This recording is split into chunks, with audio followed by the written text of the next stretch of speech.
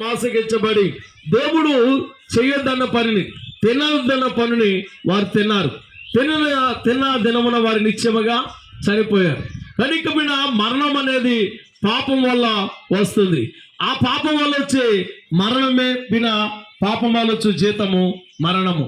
కనుక ఏ మానవుడు కూడా నాశనం అయిపోకూడదని, మరణించకూడదని, నిత్య జీవంలోనికి వెళ్ళాలని, మరి నిజమైన మరి జీవంలోనికి నడిపించబడాలని దేవుడే, సర్వాధికారి దేవుడే ఈ లోకానికి కన్య గర్భమున ఉద్భవించి మరి లోకములు పుట్టి 3.5 సంవత్సరాలు జీవించి మరి 3.5 సంవత్సరాల సువార్త పరిచయం చేసి అయినప్పుడు అందరి కొరకు ప్రాణాలు పెడతానని చెప్పి అందరూ మరి రక్షణ పొందుతారని తెలియజేస్తూ ఆయన నీతి రాజ్యం కొరకు, ఆయన పరలోక రాజ్యం కొరకు తెలియజేస్తూ మరి మనుషులందరి కొరకు సిలువలో ఆయన ప్రాణం పెట్టాడు.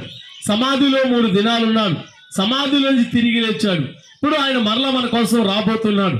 ఆయన త్వరగా రాబోతున్నాడు తెలియచేయడానికి మీ మధ్యకి మరి రావడం జరిగింది. ఎక్కడో కాకినాడ నుండి మీ మధ్యకి వచ్చి యేసుక్రీస్తుని గురించిన సువార్తను ప్రకటిస్తూ జరుగుతున్నది.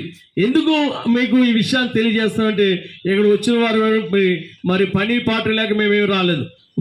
ఉద్యోగం చేస్తున్న వారు ఉన్నారు, పని పాటలు చేస్తున్న వారు ఉన్నారు. అందరూ